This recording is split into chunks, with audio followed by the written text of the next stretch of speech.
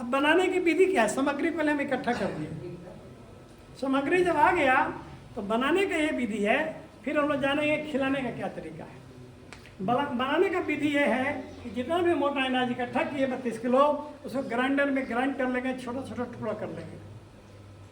उसी ग्राइंडर से ये आपका खल्ली भी छोटा छोटा टुकड़ा करके मिला लेंगे। उस मिलाने के बाद चुन्नी चोकर उसमें 32 किलो मिला दिया, है ना। अब ये इसी उसमें फिर मिला देंगे 2 किलो लवण चूर्ण, 1 किलो साधारण नमक और 1 किलो मीठा सोडा। अब 100 किलो तैयार हो गया, सबको मिक्स कर लिए, मिला लिए। मिलाने के बाद अब मात्रा जानते हैं कि इसमें कितना मात्रा दुधारू गाय को देंगे, कितना मात्रा गाभिन गाय को देंगे, क्या मात्रा एक नट्ठी सूखी गाय के लिए सही है, और बच्चा का क्या होगा जिसका वजन 40 किलो है या 50 किलो वजन है, 100 किलो वजन है, 150 किलो है, 200 किलो है, 300 किलो है। तो बढ़ते हुए उम्र के क्रम में बढ़ते हुए वजन के लिए क्या कितना मात्रा में संतुलित पशुआहार दिया जाना चाहिए। ठीक है, अब इसको थोड़ा मिटाते हैं ताकि आगे हम मात्रा के बारे में समझेंगे। इसको हटा देते हैं बोर्ड से, हम लोग लिख लिया होंगे तो ठीक है, नहीं तो फिर से आपको जानकारी दे देंगे, लिखा भी देंगे। अब यहाँ से सबको हटाते हैं और ये समझते हैं कितना मात्रा में इसको खिलाया जाना है और कैसे खिलाना है। ठीक है, अब ये इसको दुधारू गाय को कितना देंगे? दुधारू गाय तो दूध में मान लीजिए इस गाय का 10 लीटर दूध दे रही है, किलो संतुलित पशुआहार दिया जाना चाहिए। जो कंसंट्रेट बना है वो 1 किलो, क्योंकि 10 लीटर दूध हम माने हैं तो 4 भाई है 10, 4 किलो संतुलित पशुआहार यहाँ, तो 4 किलो इसका हो गया। दूसरा 4 किलो, हाँ भाई ये हो गया जिसको कहते हैं प्रोडक्शन राशन, दूध मिल रहा है उसके लिए ये हुआ। लेकिन उसके जीवन यापन के लिए जीवन के रख रखाव के लिए भी 1 से 1.5 किलो दिया जाता है। तो 1 से 1.5 किलो हम इसको 1 किलो मान लेते हैं, तो 1 किलो और जोड़ दिए इसमें, तो ये हो गया 5 किलो। 5 किलो से प्रतिदिन दिया जाएगा, प्रतिदिन 1 दिन में। ये दुधारू गाय जिसका कि 10 से दूध है, लगभग 300-400 किलो वजन है ना। अब ये कि जो गाय न दूध में न पेट में बच्चा भी नहीं पड़ रहा है, बिल्कुल नट्ठी है दूध में, तो नट्ठी गाय का मात्रा जो है इसको भी जीवन यापन के लिए रख रखाव के लिए इसको भी होगा। इसका मात्रा होता है 1 से 1.5 किलो, और छोटी गाय है तो 1 किलो दीजिए, और नहीं तो थोड़ा बड़ी गाय है 1 से 1.5 किलो देते है ना।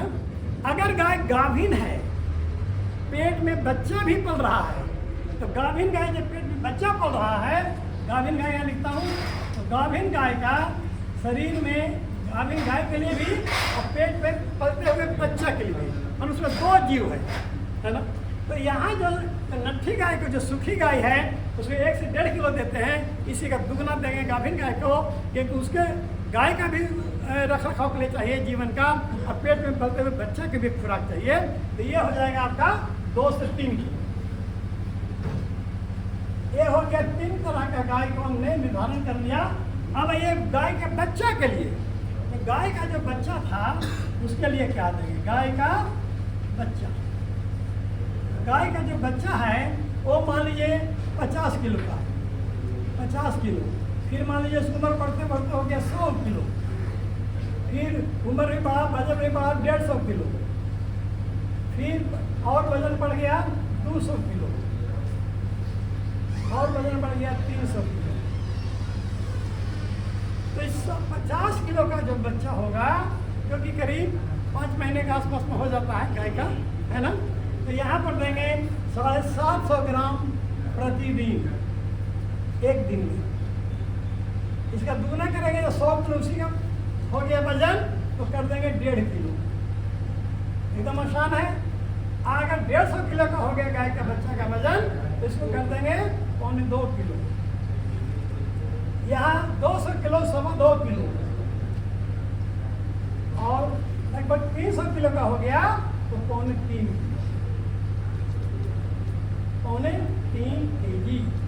यही आपका बढ़ते उम्र के क्रम में, बढ़ते हुए वजन के हिसाब से ये संतुलित पशु आहार का, कंसंट्रेट का ये मात्रा तय किया गया है।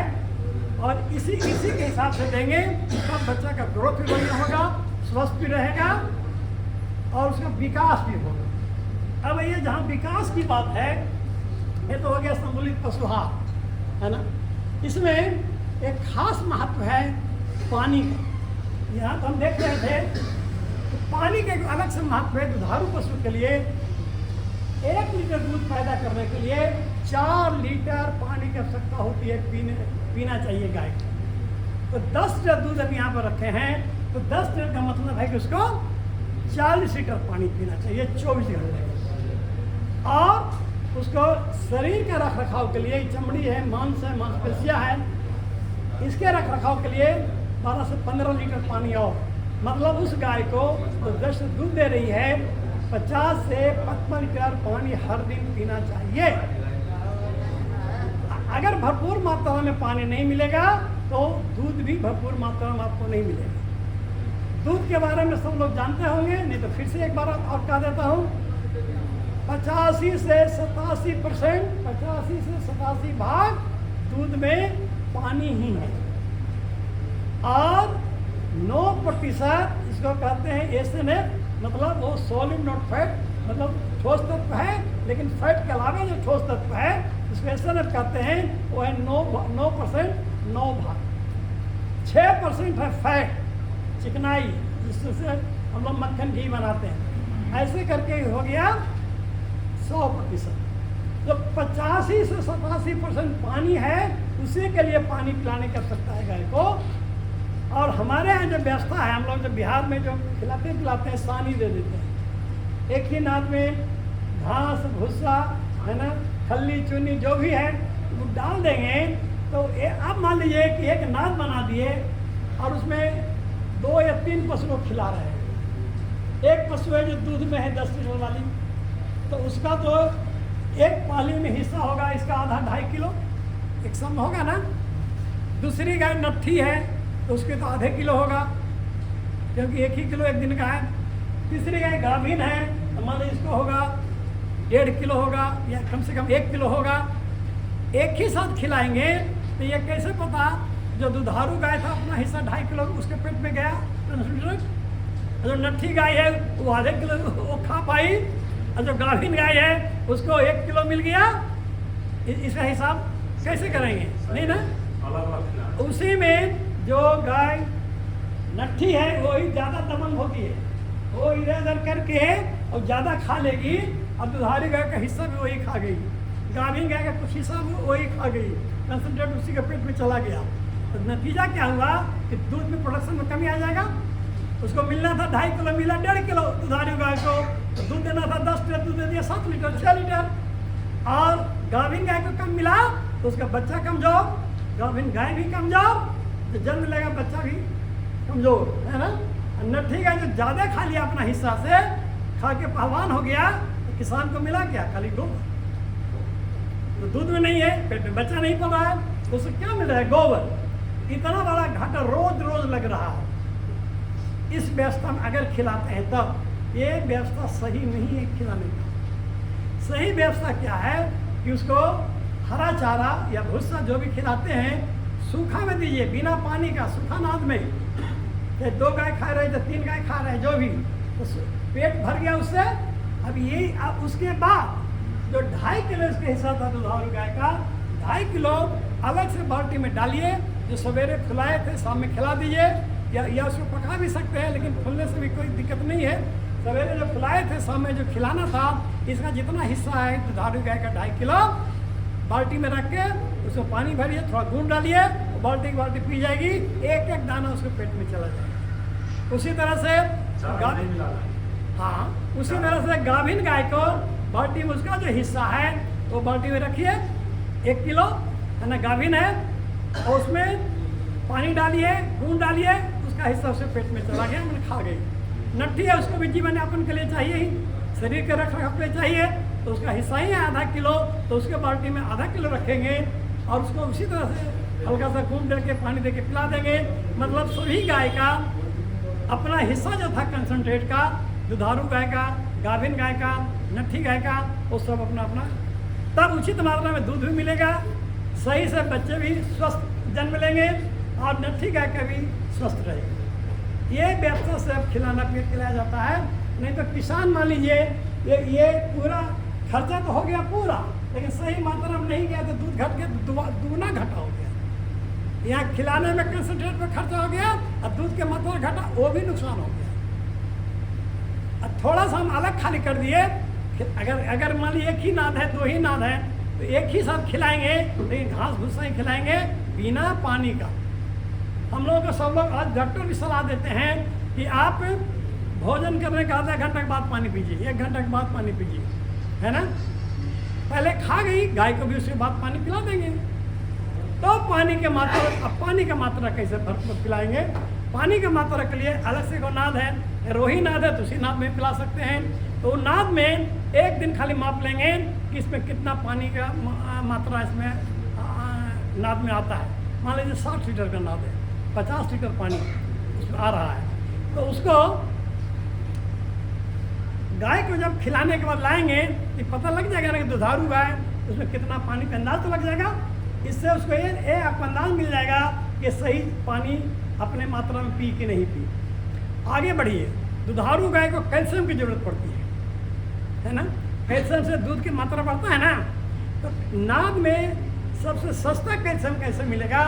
नाद को अंदर चूना से पोत दीजिए, जो दीवार को पोतते हैं, उसी चूना से नाद को पोत दीजिए और वो जो चूना में जो कैल्शियम है वो पानी में घुल जाता है। 4-5 घंटे में घुल के पानी में आ जाएगा। पानी की मात्रा पिला दीजिए जो उसका निर्धारित मात्रा है, जितना उसको पीना है, तो पानी भी चल गया भरपूर मात्रा में और कैल्शियम भी मिल गया। तब बाहर से कैल्शियम खिलाने पिलाने की जरूरत नहीं पड़ेगी। इससे सस्ता सोर्स है, कैल्शियम भी मिल गया, पानी भी मिल गया, कंसंट्रेट भी मिल गया। तब वो पशु हिसाब से दूध भी मिल जाएगा जो उसको है और उसका हेल्थ भी चलेगा। इस तरह से पानी पिलाने का भी एक हम लोगों के पास भरपूर मात्रा में पिलाने का तरीका है और कंसंट्रेट के भी खिलाना है। इस तरह से हम लोग पानी, कंसंट्रेट, लेकिन बनाने की विधि बताए उसमें जितना आवश्यक तत्व है, जिसमें 5 तत्व का नाम बताए थे आपको, उसमें प्रोटीन है, कार्बोहाइड्रेट है, विटामिन है ना, मिनरल्स है और वसा है, और अलग से एक बताए पानी के महत्व, है ना। इस तरह से कंसंट्रेट बनाते हैं हम लोग घर पर, जो कि मार्केट से 30% सस्ता पड़ेगा, क्योंकि आप अपने उपलब्ध सामग्री से बना रहे हैं और शुद्धता का भी प्रमाण है। तो इसलिए ये जो बनाएंगे लगभग संतुलित हो जाएगा, ठीक है। 100% न भी हो, लेकिन ये संतुलित है। ऐसा बाहर के लोग बहुत सारे ऐसे अपने बना के पशुओं को दे रहे हैं, उसका लाभ ले रहे हैं, ठीक है। धन्यवाद। आज के क्लास में इतना ही। अगले क्लास में आपको बताएंगे कि टीकाकरण का क्या महत्व है ना। फिर शुरू में खिलसा पिलाते हैं, उसका क्या महत्व है, डिवर्मिंग का क्या महत्व है, ये आपको अगले क्लास में बताएंगे। अभी यहीं पर समाप्त करता हूँ। धन्यवाद।